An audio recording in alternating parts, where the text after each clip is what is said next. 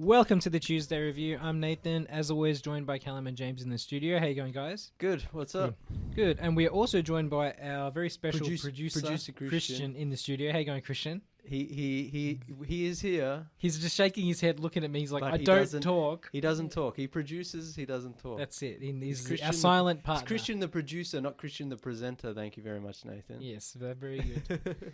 It's a nice chill one this week. We're doing a review roundtable. We haven't done one in a while. Yeah, we It's got been a a few lot weeks. of catching up to do, I guess. There's still not a lot going on in the movie industry, Yeah.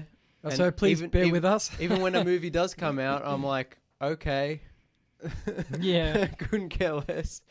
I mean, it's, like, we're getting movies coming out, but really they're nothing good. yeah. But even, yeah. The world is still in recovery mode. Yeah, I'm still in recovery mode. I think we all are.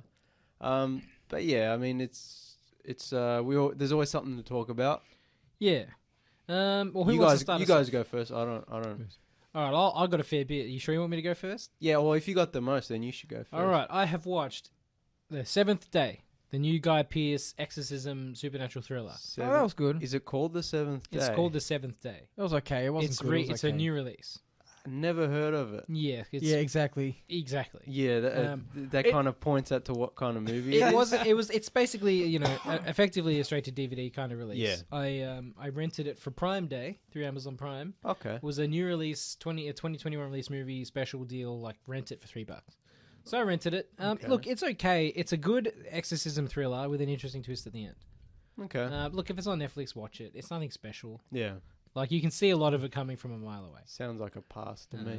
I watched Willy's Wonderland, which is more interesting. I bought that at the same time. Yep. I rented that at the same time. The new Nicolas Cage Five Nights at Freddy-esque Yeah. thriller, animatronic action thriller, supernatural action thriller. Horror, it shouldn't it be called a horror? Yeah, horrors I guess are more. Or does he just get a shotgun and kill them all?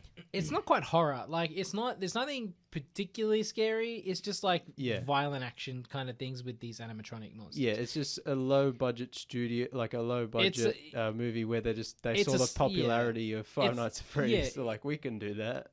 Look, they would class it as horror, but it's not really horror. Honestly, it's closer to like action slasher, but with not. I'm surprised there haven't been more animatronic, like robot animal horror movies in the last few years. Well, yeah, I mean, especially with the success of Westworld and Five Nights at Freddy's. Five Nights at Freddy's is so popular. I mean, I guess it's mostly among young people and kids, but you'd think horror, like dodgy horror studios, would just be like they're really cheap to put out. You know what? Yeah, Here's the thing. They might be though. Why aren't we up to like number 5 of Willy's Wonderland? Do you know what I mean? Yeah. I think that actually might be the case, but it's not in mainstream It's not Hollywood. on our radar. It might be like a Full Moon But Pictures even- kind of dealio where there's like that, but there's also, Yeah, Evil Bong movie 17. Corona zombies. Yeah, no, I'm That's like, a real thing. Yeah, I know it is. Look it up. Yeah, it's on Full Moon Pictures. Yeah. So I mean, like they might be out there, but they might be on your more C grade. Yeah, no, that's where I expect them to be. But I was just surprised. I was like, surely there's got to be more. Anyway, Like, Willy's Wonderland. It's pretty good overall. Like, I mean, I'm not going to say it's toned down because there is some graphic violence, but a lot of it is like when violence is done to the robots, it's black oil. So it's kind of like they almost They're escape robots. Yeah, I know, but it sort of minimizes the impact of a lot of the violence anyway. No, that makes perfect sense. No, it does. But like, if it was any other horror, there would be more actual blood and more impact. Well, do the animatronics kill people? Yes, but not always in the most gruesome of ways. Okay. So it feels like they tried a little bit too hard to appeal to a broader base and kids and stuff because they know the Five Nights at Freddy's. Yeah. While it's a popular genre, it's probably not that big with people in their 30s or like late 20s. Because like I'm pretty sure the franchise as a whole, the like Five Nights at Freddy's franchise, it's aimed at like a tween audience. Yeah, it's and definitely I've seen people play it, and I to be honest, I just don't get it. Yeah. I mean, the idea of creepy animatronics chasing around, like, that's a good idea. Yeah, but watching them through the cameras and stuff, I'm like... No, but the premise itself, that's fine. And that's why I'm saying, like, it would make a good horror movie if you could make it well. That's the thing. Like, I'd be interested in seeing one made for an adult audience. like an R-rated one. Yeah. That would be interesting. Like, don't get me Willy's wrong. Wonderland would be R-rated. It's just you're saying it doesn't go as far as maybe it could. Yeah. Yeah. It also Nicolas Cage is a silent protagonist. Which I didn't know that until you told me, and that was surprising. Yeah, he has 0 lines of dialogue in the entire movie. He communicates everything by facial expression. And I was like to you, was that his decision? It was his decision. And you were like, yes. And I'm like, that makes sense. He alone produced this movie. Yeah. Um, It definitely feels That's the most Nicolas Cage thing I've ever heard. It definitely feels like someone made got the idea or made the script and then were like, do you want to be in this? And he's like, okay. From what I read on the but IMDb, I don't want to say anything. From what I read on the IMDb trivia, he the only reason he made this movie is if he could do a silent film. Yeah. For him, like, there's other dialogue, but he is the silent protagonist. Yeah. And he basically he financed the entire movie, and he removed all the character had voice lines initially. And he removed them all, and he's like, no, he will not say one word. That just makes it so much more interesting. Yeah. Like, just for my curiosity, because I saw the trailer and I was just like, whatever, doesn't look great, but like, look, it is worth a watch, you know. Like, it's Nicolas Cage doing his Nicolas for the Cage. novelty, For the novelty. I guarantee in 6 months it'll be on every streaming platform ever. Oh yeah, it's not going to be hard to find. Yeah. I'll list a couple of others I've seen worthy of note recently before we get to the ones that I want to talk about a bit more. Yeah.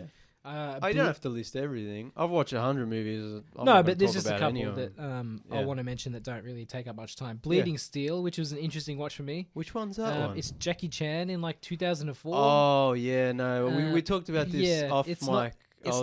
Newer Jackie Chan is just not worth. It's an interesting movie because it's made for a Chinese audience, but it takes place in Sydney. Yeah. So everything's been recorded in Chinese, and then on Netflix they only have the English audio. Dub. So everything's been recorded in Chinese and redubbed back into English. Yeah. And it's a really kind of a weird watch. It's jarring watching people speak dubbed English in Sydney. Yeah. And like a lot of these will say white Australian actors. Yeah. And it's not like there's a disconnect in your brain when they're you're watching redubbed by other. Yeah. Because it would be like it would have been dubbed into Chinese and then redubbed back into English or wherever it worked. If they found Chinese speaking actors, I don't know. Yeah. But it was interesting. The first 10 minutes take place in, I think it's Shanghai, and there's an amazing cool action sequence, and it's really heavy special effects. Yeah. And it's actually quite interesting, and I was fully on board for this movie for the first action sequence. It's amazing. Yeah. And then it's tonal shift is hard. Because after this action sequence is fades away, it's 20 years later in Sydney. Yeah. And it's a drama for the remainder of the movie. Yeah. And the tonal shift was no, but that's not the movie I signed up for. Yeah. That's what, like I said, Jackie Chan movies, after a certain point, you just ignore them completely. Yeah. It's kind of weird. His daughter has a special iron steel heart, right? That makes her somewhat Is that why it's called Bleeding Steel? Yeah. It's kind of weird. Is it a sci-fi? Kind of. Is he has a semi-sci-fi? Yeah. And that some evil sort of former secret agent assassin wants this to stop his he's dying of some sort of terminal disease, and he's like a cyborg basically. He's tried everything to keep himself alive. Okay. And the technology inside this little girl with this steel heart or whatever and some DNA augmentation is the only thing that can save him. And it's Jackie Chan's daughter, but she doesn't know that Jackie Chan is her father, and it's he's watching her from afar while foiling assassins in Sydney, and there's fighting at the Sydney Opera House, and it's just weird. You're making it sound better than it probably is. Probably. Look, it's just strange, and I thought I should mention it because it's a weird movie. Yeah. And they should at least I'm not saying we should celebrate weird movies, but they should at least be acknowledged. Oh, yeah. I mean, at least it has that going for it, that it wasn't just unremarkable in every way. I also watched Cable Guy with Jim Carrey, which that's a good movie. I haven't seen that in years. Yeah, it's a great movie. It's a really good movie. It's very ahead of its time. I remember it being distressing. I think it still is. I think it bombed at the time. It did. People were like, "This is a bit too." So it's funny. So one of the teachers we went to school with, I won't name names or anything. Yeah. But her brother went to see Cable Guy. And it's not a hilariously funny movie, but her brother was laughing out loud at all the wrong moments in the film, and this teacher was so embarrassed. And I was like, that's all I think of. Whenever someone says cable guy, I just think of like inappropriate laughter. We've been there. We saw Louis Theroux. But this is different. Yeah. This is like someone going to see a random Adam Sandler movie and there's like a drama and it's laughing because you laugh because it's laughing at the sad moments in Click. Yeah. What was that movie with Vince Vaughn? I can't remember what it was. It wasn't a very funny movie. I don't think it was meant to be a comedy, but everybody laughed at whatever Vince Vaughn said. It's 'cause he's the I remember. guy. No. It was one about camps, wasn't it? And it sucked. I don't know. Anyway, moving on. We'll mention it later if it comes to me. Yeah. Cable Guy. It's interesting. There's a karaoke scene where he sings. Jim Carrey sings. Jefferson Airplane, Somebody to Love. And it is honestly quite possibly one of the greatest 5 minutes of film history I've ever seen. It's like peak Jim Carrey performance. It's so good. But that's almost kind of why it bombed, because it's Jim Carrey, but he's not being innocent funny. Yeah, he's a very damaged individual in the context of the movie. And whereas normally it's like Ace Ventura in real life would be just a huge annoying, but he's obnoxious. But it's like he's funny, so it's okay. But he's well-meaning. This character is not well-meaning. This one's it's much darker. Jim Carrey was coming off of the success of Ace Ventura and all these other sort of lighter movies that were more gentle, we'll say. Yeah. This movie had two versions. There's one version they recorded each scene twice. Okay. Once with a more Ace Ventura-esque light buddy comedy. Yeah. And then the one we got, which I'm glad we did. Yeah. No, it makes it a much more We got unique. the sinister they did balance some of it a little bit, but this one's much more sinister. They used the version that was darker, more of a mentally ill. It works better for the theme of the movie with the whole TV thing and the obsession with TV, which is so far because it came out in 96, 94, I think. Wow, no, that was Ace Ventura. It would have been 90, probably 96. Yeah, so it's the whole the reality television and being obsessed with television. No, it was 100%. And there's a couple of scenes which he talks to different people. He has a speech which he gives to potential friends, right? Where he takes them up to a satellite dish and he says, "This is the information highway. Soon you'll be able to play games with your friends in Vietnam. You'll be able to do this. You'll be able to do this." This is in the mid-90s. Yeah. And the script was 100% correct. Everything that he said would happen later on. The internet in 1996 was almost nothing. It was he's the cable guy, so he knows how entertainment's going to be in the future. Yeah, and he was right. Yeah. And it's very prophetic. Yeah.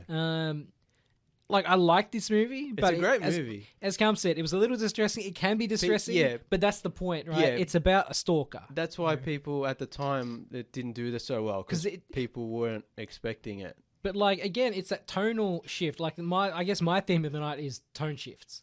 Because it's Cable Guy balances that tone perfectly. It does, but it's still sharply kind of contrasts, because Jim Carrey's a funny dude. From what you're used to from him. Exactly. You go from haha funny gentle it's kids escapades Jim Carrey to it's Dumb and Dumber and The Mask and Ace Ventura. And this is not for kids at all. This guy's a bit scary. He's a bit scary, and that's the point, right? But he's still funny, Jim Carrey, and that kind of makes people really uneasy. The movie's still hilarious though. I quote it all the time. Couple of goo goo. Yeah. Look, it is. I still call Juice Jewess. Yeah. He's like Jewess. Yeah.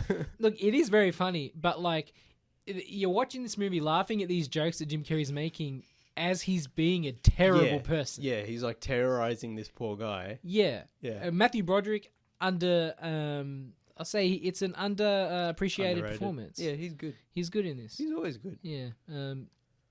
That and what else have I got here? Buster's Malhart is a good one. I've been Rami meaning to watch Malek. it I would for a call long it a time. classic. And what's that guy's name? DJ Squalls or whatever his name is. Oh, that really skinny guy. Yeah. Yeah. He's like in that guy. everything, and no one ever really knows his name. It's a really good movie. It's kind of about a guy's mental breakdown almost. And a family drama, and Rami Malek plays a guy who works night shift at a hotel, and it's just about his life. But I'm not gonna I can't talk too much about this because I start spoiling stuff. Yeah. But it almost becomes like a really Lynchian nightmare. Which I was really surprised because I'd been meaning to watch that movie for ages. No, it's been in my Netflix queue for ages. Yeah, and I thought it was just like a character drama. It's been in Netflix for years and years, and Yeah. I started recently. I went right to the back of my Netflix queue, and I'm Yeah, like, I've had just- enough. I'm going to yeah, go back and that's a start good idea. forward. Much like Callum did with Stan not too long ago. Yeah. And yeah, no, I was like, I look, I dig it. It was like a cool little drama, and then right at the end, like the last half an hour, Yeah. it goes full nutcase, Yeah. and I dig it. I Yeah. dig it a lot. I like when movies do that. It was a good time. All right. So I've also got Punch Drunk Love, which I'm sure Callum will want to talk Yeah. about. We'll get to that later. I think we talked about it last We review roundtable, didn't we? briefly, yeah. Briefly. Couldn't Okay, go well- couldn't go into spoilers Okay, because well, Nathan hadn't seen it. I saw Punch Drunk Love, Yeah. and I liked it a lot. It's a great yeah. movie. Adam Sandler, it has a good performance in it. I feel Yeah. like he gets bullied by his sisters a lot. Even the That's the well-meaning, point. even the well-meaning sister kind of bullies him. Yeah. No, he's like so abused. Yeah, and like the poor dentist guy, he asks for help in the movie. The brother-in-law, like, yeah, what a would snitch. would he still have doctor patient confidentiality? No, look, he's definitely breaching ethical guidelines by just talking. Granted, Adam Sandler, he's not Adam Sandler's doctor, but there's still the idea of he put his ethics. trust. Yeah, he put yeah, his Yeah, trust. misplaced still trust, break- yeah. ethics, and all that. He's not a good character. There's in a that lot of sense. trust broken in this movie. Yeah.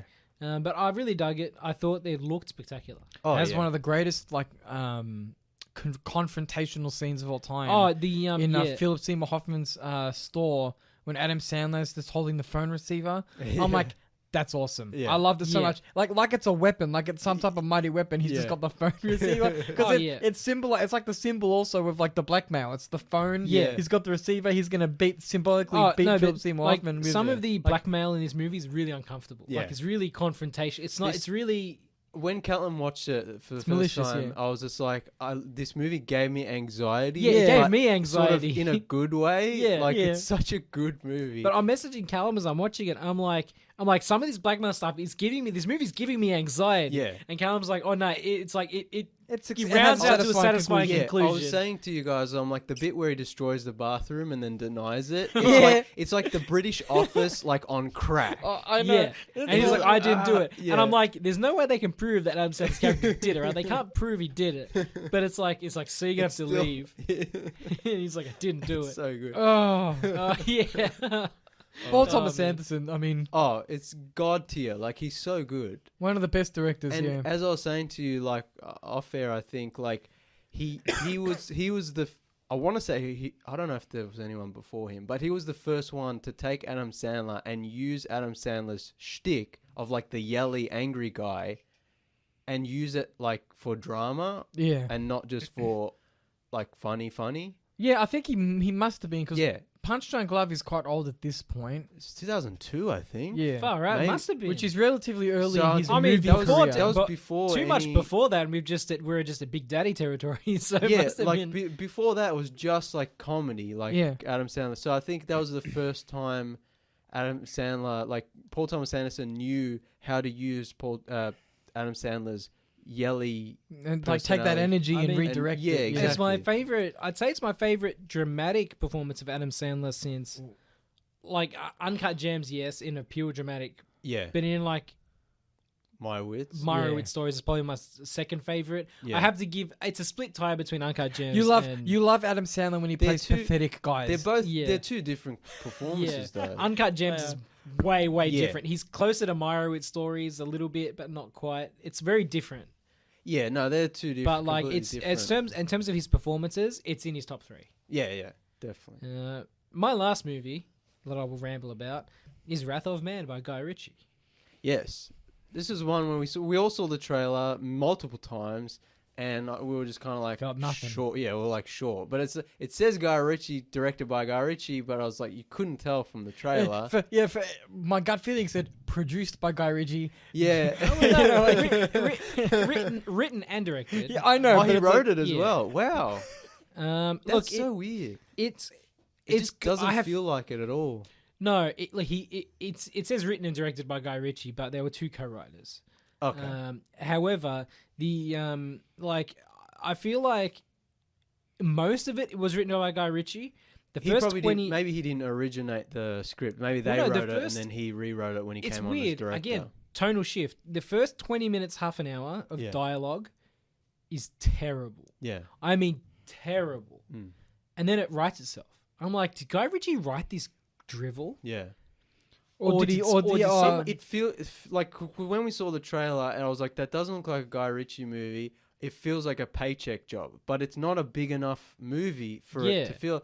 It feels like someone else wrote it, and then Jason Statham got cast, and then Jason Statham, who is obviously friends and has worked with Guy Ritchie, was probably like, hey, do you want to direct this movie? There's no director attached. Yeah. And he's like, I'll do it for this much money, and I'll rewrite the script a bit. Yeah. He probably came on board that way, and that's why it's like not really you know what I mean? Because like the first 20 minutes, it's like nonsensical dialogue between guys that work for the armor truck company in which this movie's set. Yeah. And there's sexism, homophobia, all kinds of really nasty... they're just the guys. They're just the boys. Yeah. And it's like, it's disgusting. Yeah. And then it sort of flips on its head and it's fine. It's Yeah. funny, kind of witty Guy Ritchie banter and like Yeah. more like there's no just sort of baseless like Yeah. there's no like really random sexism for no reason anymore. Yeah. It's great. Like me and my dad were watching it on the projector at home, and we're watching it, and we're like, we hit the 20-minute mark. I'm like, do we want to continue? This is not a good time. But we pushed through it, and I'm glad we did because it ends that should be on the review. Like, just make it past 20 minutes, and then it's okay. Yeah, like it has some good twists and turns, and it does have some good action. My only main problem with this movie is Jason Statham's character is never fully explored. You never really know who he is. So I thought that was the whole conceit of the movie. It was who is this guy? It's a revenge movie. Yeah. Spoiler alert for Wrath of Man. You're not missing that much. Yeah. Spoiler alert. Jason Statham's son is accidentally killed, or not accidentally killed. That's in the He's trailer, in the wrong place at the wrong time. His son's murdered by these bank robbers who may be on the inside of the armor truck company. Yeah. So Jason Statham's character, who is some random criminal with a lot of power, and that's all we know, right? And so he goes into the armor truck company with a fake identity and try to find out who killed his son. It's a straight revenge sort of thriller. Yeah. But we never really explore. Like he'll phone one of his employees, and like you'll see some interaction, and they'll go kill other criminals to find out who did it. But you never know, really. You never know his name, which is fine. But you never know what he does. You never know anything about his character other than that he wants revenge for his son. And the whole point of the movie is, who is this guy? Yeah. Right? I want to know who this guy is. And like the plot line resolves itself. We see him basically, all the bad guys end up resolved. Like it's all resolved and dealt with. But you still never, like, you're never satisfied with Jason Statham's character. There's no character who's like, oh, Baba Yaga, and then tells you why. Exactly. That's like the mythology of John Wick. Is it's like, who is this man, right? Yeah. And like the first movie, it's even like, nobody. It's like even then you get that explanation. Yeah, you get a little bit of a back. There's none of that in this, and that's what it needed to be a probably good movie and rewrite the dialogue. So it's not like he's not a character; he's just a protagonist. Yeah, he's effectively just protagonist boss who has a lot of money and some criminal employees, but you never know anything. Yeah. Look, it's okay. Other than that, maybe I'll watch it if it goes on Netflix or whatever. Yeah. That's all I've got. We'll go to a quick break before we move on to Callum and James. We'll be right back after this. You are back on the Tuesday review. We're doing a review roundtable this week, and it is Callum's turn to tell us about what he has been watching and what he feels worthy to talk about, and give us a mini review. Right, just for that Vince Vaughn movie that was terrible that everyone laughed at but shouldn't have laughed at was Couples Retreat. Okay. So just that. Jeez. Yeah, it sucked. Don't watch. Don't recommend. Yeah, I don't think I've even heard of that one. So I've been diving into my stand back catalogue, seeing movies that I haven't watched and normally wouldn't come across. So that's been an interesting adventure. So you'll notice that on the review roundtables reviews, I'll just pull out a random film which has nothing to do with anything. That's what the review roundtable's for. So the director I've been watching a lot of two particular directors lately. Like Nathan, Paul Thomas Anderson. Yep. And the other one is Werner Herzog, who is a famous German director, probably not the most well-known director in Australia, if you're not a film student or you're not a hipster. His movies, if you're not a film nerd, his movies are probably further away than your interests. Yeah. But you can get his films. His persona is closer in terms of because he was in Mandalorian, so that he in pop culture. Herzog is known in pop culture, but not everybody's going to go out and watch Herzog films. Yeah, exactly. So he's the movie I watched of his last was called Story Check, and I'm probably not saying that right. I think that's right. Yeah. And it was not what I expected. The cover art for this film, if you want to call it a thumbnail cover art, is a Native American man waving a flag, and the film synopsis is a German man, his friend, and a prostitute go to Wisconsin to find a better life. And so, but it's a tragic comedy, but it has so much pathos, so much humanity to it. Yeah. It's funny because Bruno, the main character, sometimes says funny lines. Yeah. It's not a funny film. I mean, it's like Herzog funny. Yeah, like German funny. It's I actually found it to Germans known for their sense of yeah. I found it to be quite a sad film. Yeah. I almost cried watching this film. Yeah. Because Bruno is such a nice guy. The a little bit of backstory. The actor that plays Bruno, is it Klaus Kinski? No, his name's Bruno S. Oh, is Klaus Kinski in the movie? I'm not sure, to be honest. I'll look it up. Looked that up. He's in a lot of Herzog movies. But so this Bruno S. gentleman, Herzog wrote the film in 3 days. Wow. So this gentleman Herzog cast in an earlier film and was so taken by his natural ability to act that he wanted him in this film. Yeah. And Bruno S. worked in a steel mill, allegedly. Okay. And so he wasn't even like an actor by trade. Yeah. So anyway, this gentleman had a really tough life. Like he was like in a mental institution from like 3 to like 20 something apparently. The character or the real guy? Actor. Okay. And like he had like a really awful life. Yeah. But what's so interesting about this film is that large sections of monologue or whatever are kind of just like Bruno talking to the camera. Like not even, it's in character, but it's like him saying real stuff. Yeah. Part of the apartment in the film is Bruno S's, the actor's real apartment. Yeah. They play his real piano. We'll talk. It's like a whole interesting mix of acting, but real life intruding on the script because they didn't have a whole lot of time to create. Yeah, but like also it's something we'll probably talk about in a minute, but also probably in other shows where Herzog movies always have that kind of backstory of like, this is what he did to make the movie, and these are the actors, and what you just explained there is like, that's like how you define a Herzog movie. Like a director's trademark. Yeah, it's like he does, like the behind the scenes is where the actual sort of story is. Yeah, exactly. Yeah. What actor were we looking for? Klaus Kinski. So, don't think so. Okay. The story of Story Check is essentially an alcoholic man gets out of prison. Yeah. He did something while drunk. It's not really gone into. Yeah. He gets out of prison. He returns to his apartment, which his friend has been keeping for him. And him and his friend, he goes to the pub before going back to the apartment because he's an alcoholic. Yeah. And then there's a prostitute lady getting harassed by, I guess, what is her pimp. And then he's nice to her. I guess he knows her. And so she comes and spends some time with him. Long story short, due to the pimps not leaving them alone, trashing Bruno's house and causing trouble, his older friend has a nephew in America, in Wisconsin. So they basically just get up and go. Yeah. They get tickets, they leave to Wisconsin. And then the main bulk of the big actual drama of the movie is them trying to make it in Wisconsin, not speaking English, having no money, and like all of that stuff. But the thing I've seen about Herzog, at least in this and Heart of Glass, which we'll get into in a minute, is that Herzog seems to be a master of framing a shot. There are some they look like paintings. There was one specific scene where the pimps are coming in to start trashing the place, and Bruno S. is sitting in they have a music room where there's a piano and you can see it from the hallway. And so what you see is Bruno smoking, or his friend, who I think might have taught him the piano, is playing Beethoven on the piano.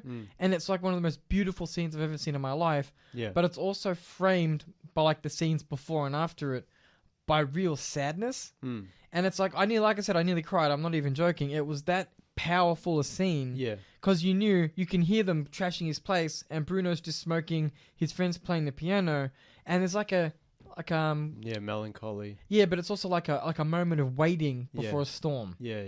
And I was like, it's just such a powerful thing. And he wrote the script in 3 days. They kind of cobbled the movie together. Yeah. And he still managed to capture, moments like that are charged. Yeah. And I was in awe of the man. Yeah.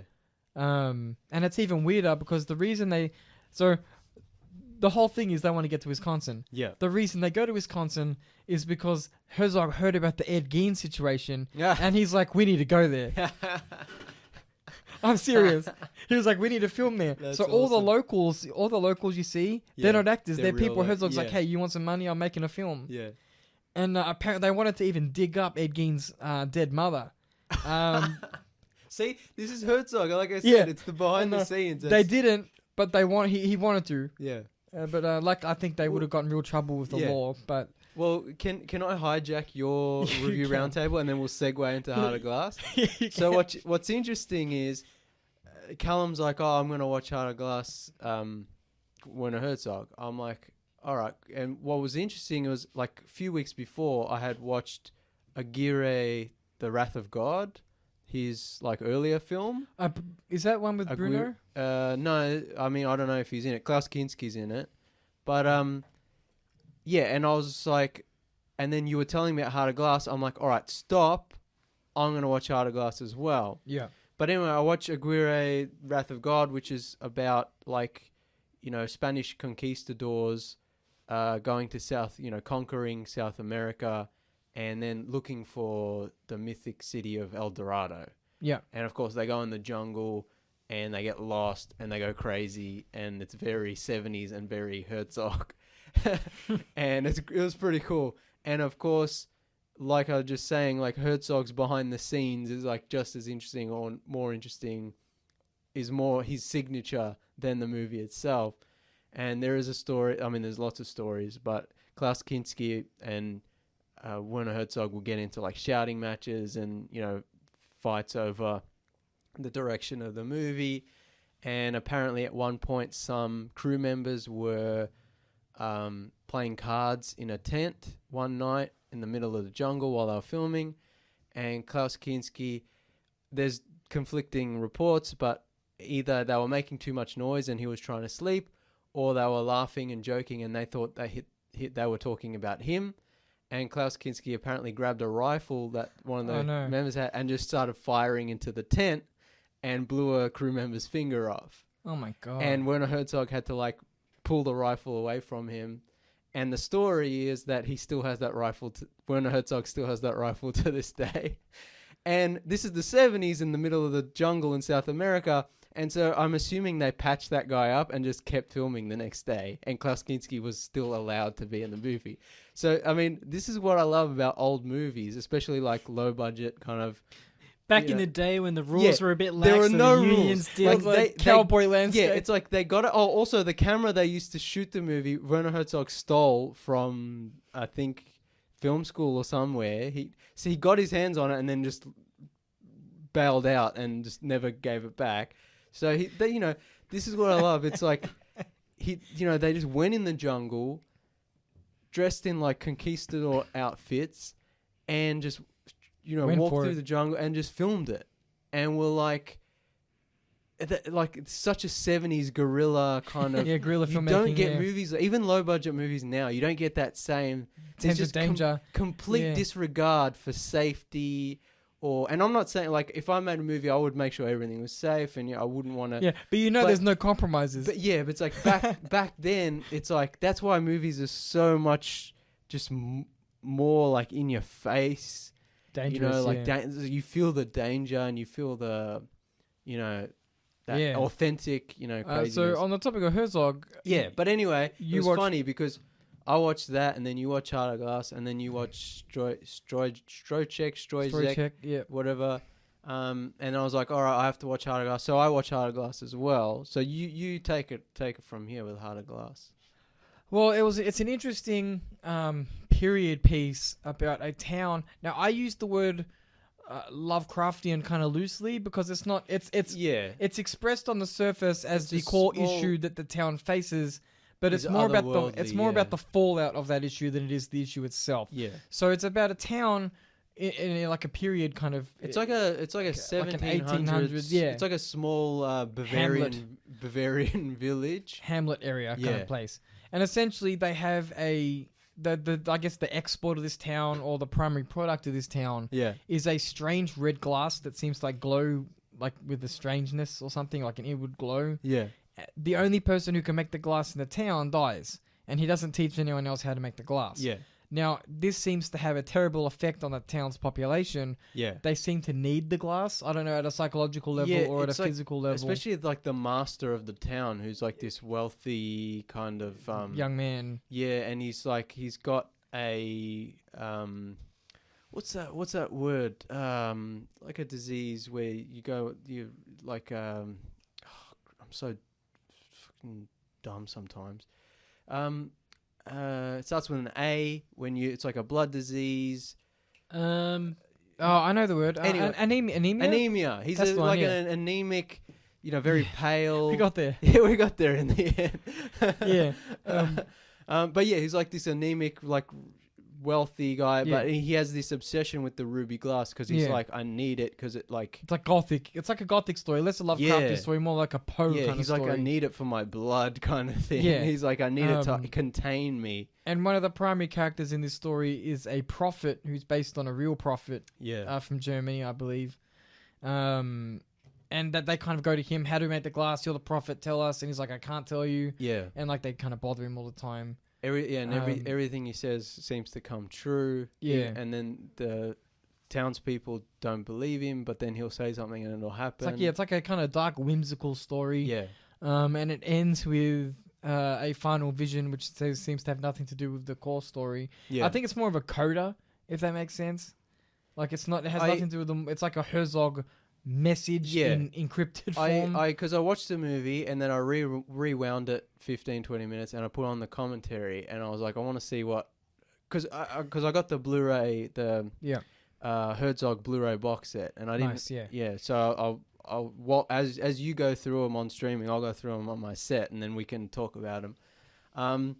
But yeah, like so I put on the Herzog commentary. I was like, I just want to see what he says about the ending, you know, like if he actually gives any insight. Of course he doesn't, like a lot of filmmakers, like David Lynch approves. Yeah. The sacred mysteries and all that. Oh, okay. We should mention that this movie, like Heart of Glass, is very Lynchian. Very, or I guess Lynch was Herzogian. Very surrealist. Because this was before. Yeah, okay. But the way I heard someone describe it is Heart of Glass is like if Lynch made a Tarkovsky movie, which is so perfect because it's like this small German town, like very melancholic and like people sitting around, but it's like also super weird and Lynchian and people. I like that. That's accurate. But yeah, like the ending, he didn't give any real clues. He just said the movie's like about imagination and it's about. It's not obviously it's not literal. Yeah. And yeah, like it's not supposed to be taken as reality or whatever. Like the movie doesn't have a like set message in terms of it's just what a fanciful. mean. It's like a fanciful, dark kind of just tale. Yeah, I think it's one of those movies that people try to deconstruct, and when I saw it, I can understand the compulsion to deconstruct it because there's a lot of symbolism. There's a lot of things you could force subtext onto. Yeah. But at the end of the day, if Herzog says it's just a story about imagination, there's no reason for people to try and pick it apart and find all these little clues. I like at the end of the commentary, he's like, I just have things inside me and I need to get them out. And he's like, I can't explain them. Yeah. I think that like this movie is just an art piece. Yeah, and that's fine. Like, I think a lot of directors, especially ones like David Lynch, who work in that kind of more surrealist form, they kind of get up their own backside a little bit, and they like to be mysterious. Or I can guarantee you some of David Lynch's work is just fluff. Yeah, no, he doesn't know what they mean. Yeah, but also at least like, Herzog's upfront about it. Even if he does know what it means, I understand when he doesn't want to explain it, because like if you're an artist and you paint a painting and someone's like, oh, what does that speck there mean? Yeah. You don't have to go, it's about the fall of the society and the technology, and it's like, no, it's like I had this feeling in me, I need to get it out, and that speck there was how I did it. Yeah, exactly. In that corner of the painting kind of thing. So I think Herzog is definitely an underrated director for a contemporary Australian audience. I'm talking about if you're not a film nerd. Yeah, if you're not a film nerd. I think even something like Bruno S, a bit more Bruno S, something like Stoycheck. Bruno Stoycheck, of course, being the name, I believe. Yeah. Okay. Even that's something more approachable. You just get into it. You might enjoy it. It's a drama. It's kind of funny. But I was going to say the behind the scenes of Heart of Glass, like we said before with the other movies, is like Herzog's MO or whatever. Apparently, all the actors in Heart of Glass, except for the main actor, were hypnotized. Yeah, I completely forgot about how weird the performances are. Yeah. How stilted and strange. All the performances like staring off into space and just like.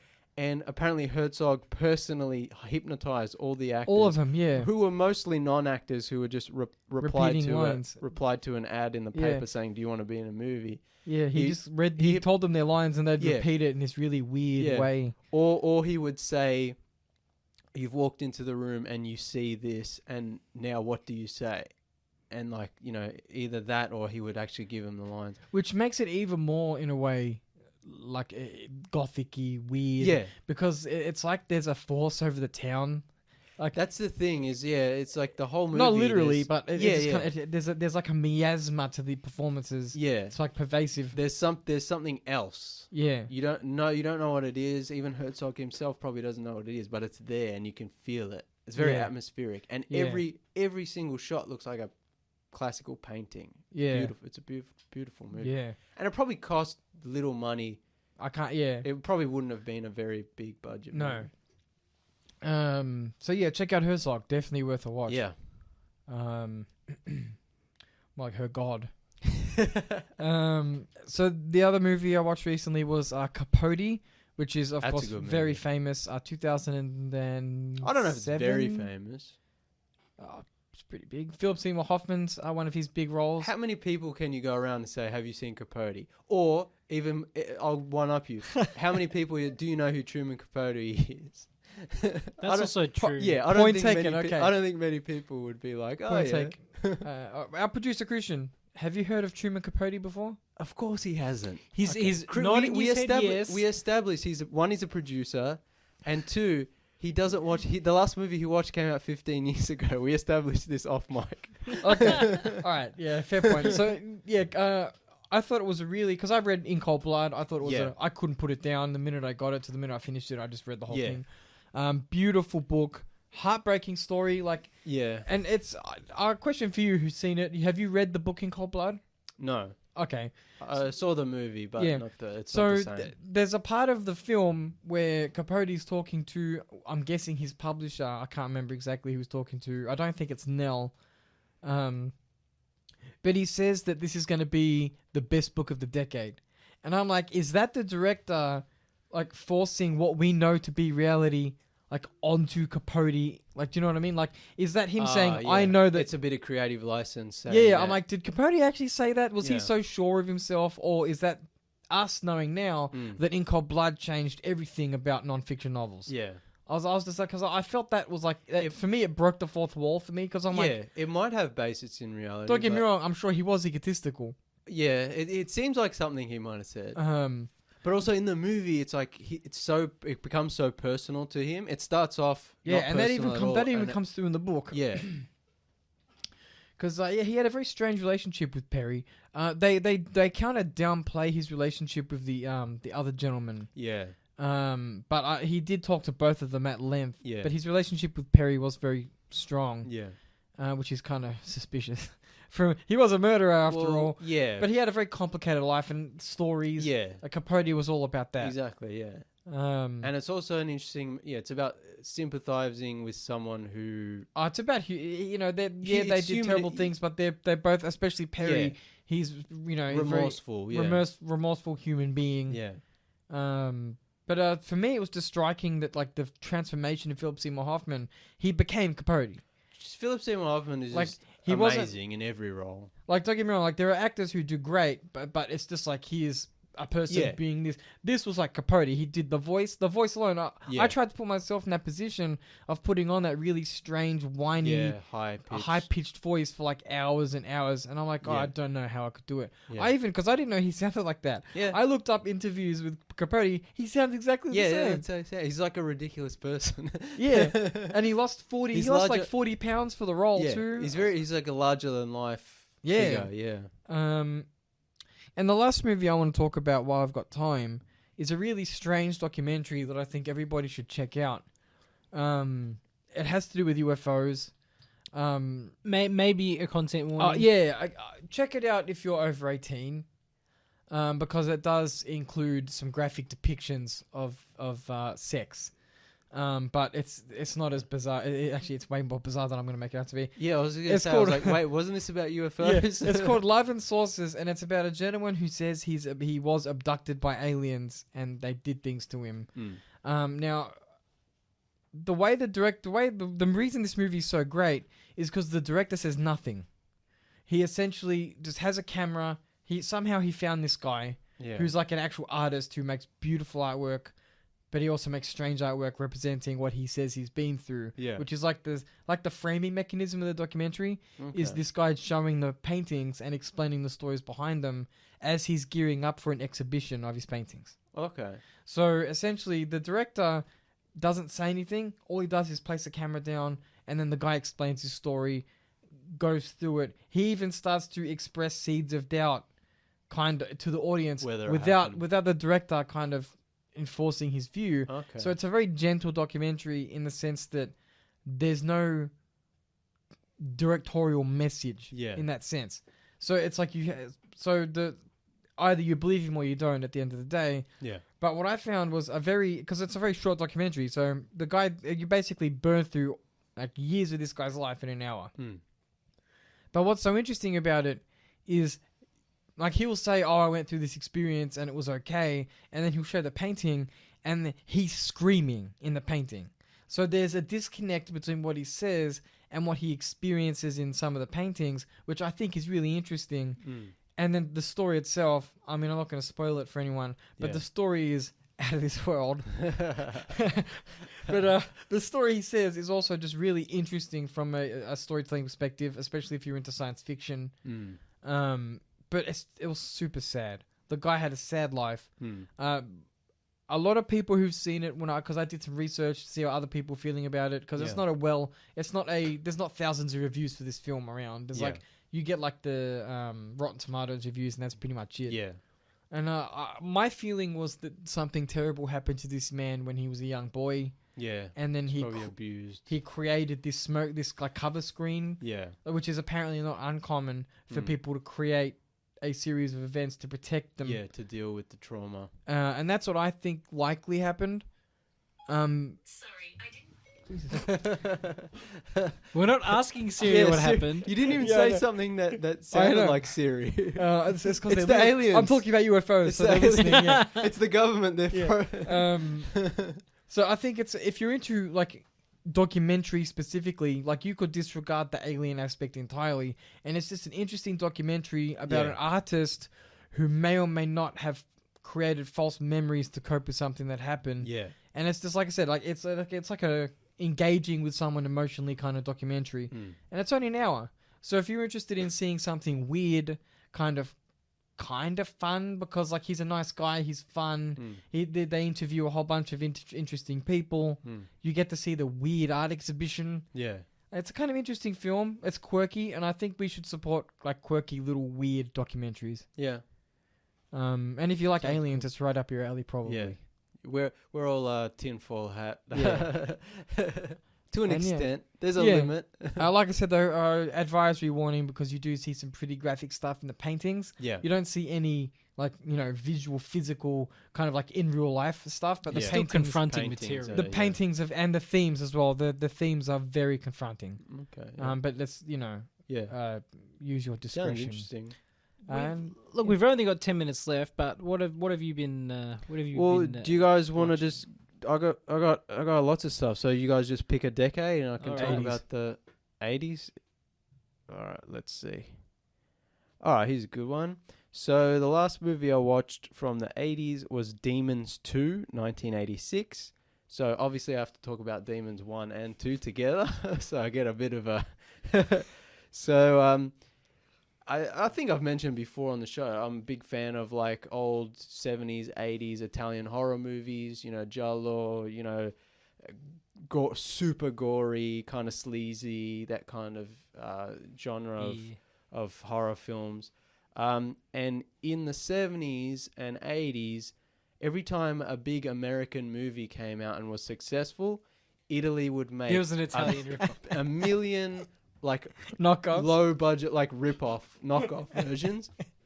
And in the after Dawn of the Dead came out, just every second Italian horror movie was like a dodgy zombie movie. And there's some really good ones, trust me. But there's also some really bad ones. And in the mid 80s, by this point, it's starting to run its course. And Dario Argento, famous Italian filmmaker, was the producer of Demons, and Lamberto Bava was another famous Italian director. He directed Demons. They decided, well, let's make another zombie movie, but zombies have been done. Like, Italy has driven zombie movies into the ground. Oh. And so instead, they were like, what if they're like zombies, but they're demons? But also, like, Italy is one of the seats of Catholicism, right? Like, demons play big into religion. Is there a religious focus on this I too? mean, the movie's not really, it doesn't have that aspect at all. I think it was just more like there's zombies. It's just Another an evil spin. thing we can throw Another in. spin, Yeah, yeah. exactly. Because the way the demons work in the movie is like zombies. Like if they bite you or scratch you, you get infected and you turn into a demon. And they look kind of like zombies, except they got like sharp teeth and sharp claws. And then there's like a next stage of demon where they're more gargoyle looking kind of thing. But otherwise, they're more like, it's like a zombie movie. Because the first movie, which came out in 1985, is set in a movie theater. And it was filmed in Berlin. And if you don't know, Italian movies, even to this day, I think they still do it. But back then especially, they film them completely silently. They don't record any sound. And then they just dub it all later. So even if you've got an Italian actor, like they'll just redub it later. And if you what they do is usually they get spaghetti westerns. This happens as well. Like they get an international cast, so it doesn't matter where the actor's from. They'll all just kind of speak at each other in either broken English or in their native tongue, and then later they'll dub it all into Italian, and then they'll dub it all into English for a US release. Yeah. But anyway, it's shot in Berlin. Cost efficient way to do it, I guess. It's effective. It's like, and Italy, they churn out movies, and like that's because you don't have to worry about certain things. But Demons is shot in Berlin, but all the obviously actors, international cast, but you can tell they're all speaking English, but then they're all dubbed over again, probably by other actors. So Arrow, the sort of film great company label, great. They do great work. Great company. They released a 4K double pack of Demons 1 and 2, and you purchased it fully immediately. remastered, and I got it immediately, and it was so nice. On a semi-related note, talking about these old sleazy kind of exploitative horror movies. Yeah. There are also, I've heard a thing they're doing a 4K remaster of Blackula.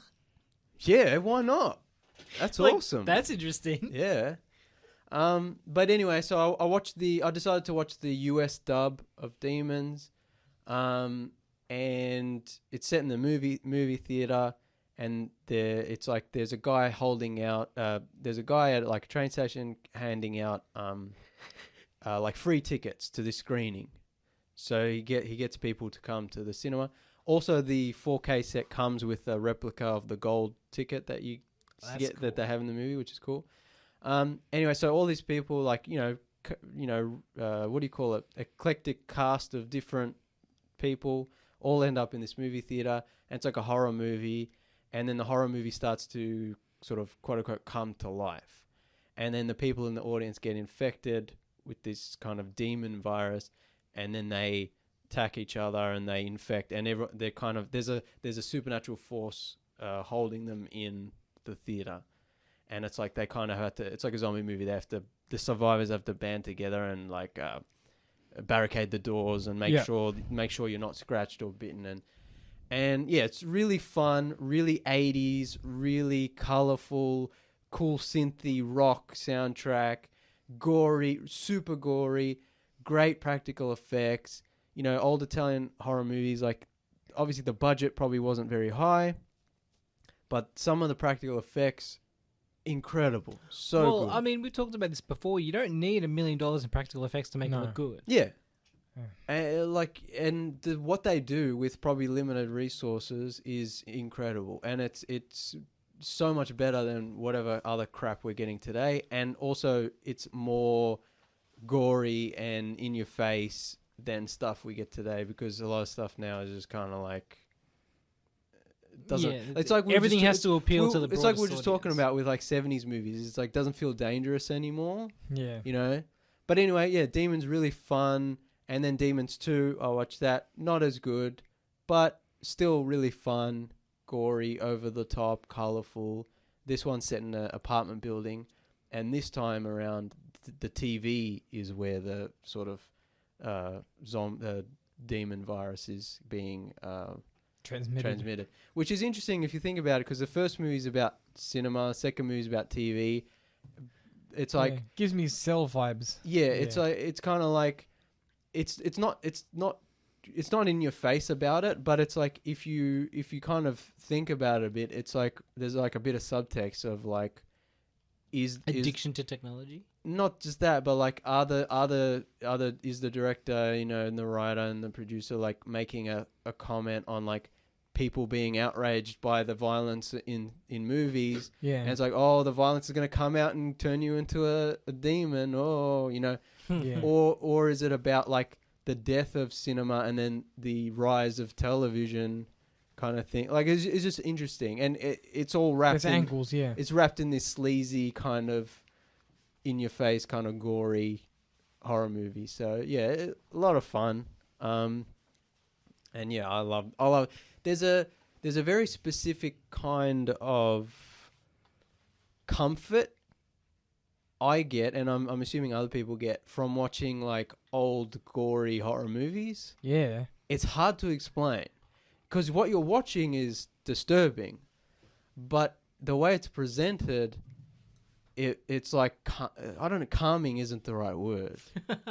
It sates my bloodlust. Yeah.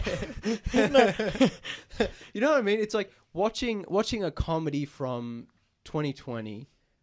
Sure, happy, fun, I laughed, whatever. Watching like an old, cheesy, early 80s, mid 80s, brings you back to when you were a child, it's sitting like, in front of the TV, like watching movies you shouldn't be watching. It feels like a warm blanket. It's a really, I don't know how to describe it. It's like a completely other thing. Like watching bad movies from like 70s and 80s feels nicer and more comfortable than watching like light-hearted movies from the last 10, 20 years. But anyway, I will continue to ramble in other episodes Something to think about old horror movies.